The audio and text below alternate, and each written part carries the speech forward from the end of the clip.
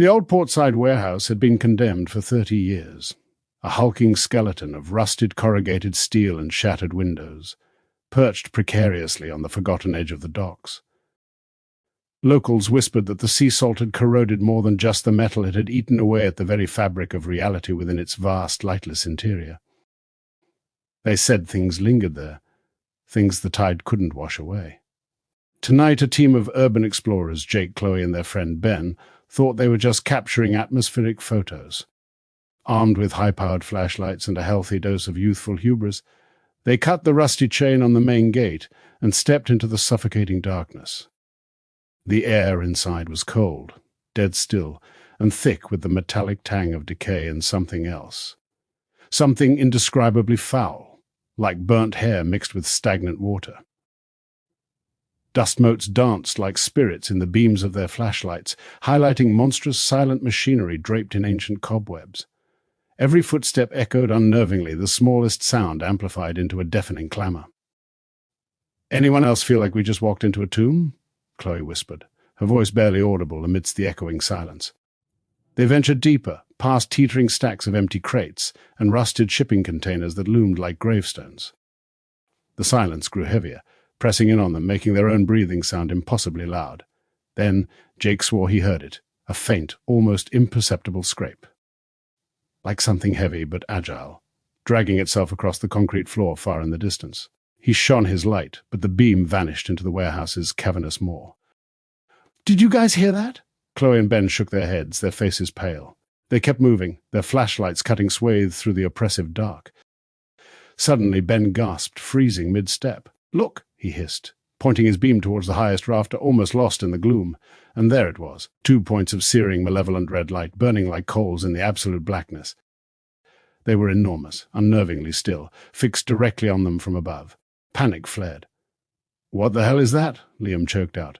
Before anyone could answer, the red eyes vanished. The warehouse plunged back into total, suffocating darkness. A heartbeat of silence, then a sound directly above them. A low, guttural click-clack, like multiple claws retracting and extending against metal. Then a heavy thud from a nearby stack of crates, as if something immense had landed. Jake, reacting instinctively, swung his powerful tactical flashlight towards the noise. For a terrifying split second, the beam caught it. It was immense, its skin a mottled, chitinous black, blending perfectly with the shadows. Its form was spindly, yet powerfully muscled, vaguely humanoid, but horribly distorted. Its head was small, tucked into powerful shoulders, but its mouth was a nightmare, a gaping maw filled with countless needle-thin teeth that glinted wickedly. And from its long, gangly limbs, impossibly sharp claws, like polished obsidian razors, extended, clicking against the metal crates. The red eyes were there again, burning brighter than before, reflecting the flashlight's beam with a hungry, intelligent malice. Then it was gone, swallowed by the darkness. "Run!" Chloe screamed, her voice tearing through the silence. They turned and ran blindly, their flashlights bouncing wildly, casting dancing, frantic shadows that seemed to chase them. The echoing sounds of their panicked footsteps were joined by a new, horrifying rhythm, the click-clack scrape of the creature's claws on the concrete, growing closer, faster. Jake risked a glance behind them. He saw nothing but darkness, yet the red eyes were there again, closer this time, bobbing rapidly like a predator on the hunt. Suddenly, a blood-curdling shriek ripped through the air. "Ben!" Jake spun around, his flashlight beam frantically searching. He found Ben, pinned against a rusted container, his eyes wide with unspeakable terror. His chest was heaving, but no sound escaped him. One of the creature's massive, clawed hands was pressed against his mouth, muffling any further cries. The red eyes burned inches from Ben's face. Then, with a sickeningly precise motion, a single impossibly long claw extended from the monster's hand, pressing gently, delicately against Ben's temple. There was a faint squish and a soft sigh from Ben, and then his body went limp, his eyes staring blankly into the monster's glowing red ones. The red eyes seemed to glow even brighter, reflecting a new, profound satisfaction. The creature didn't devour him. It simply dropped Ben's lifeless form, which crumpled to the ground with a dull thud. It stood over him for a moment, its head cocked as if savoring something unseen. "Go!" Chloe screamed, pulling Jake by the arm, dragging him further into the labyrinth of crates. They fled, the click-clack scrape never far behind, a relentless, growing terror.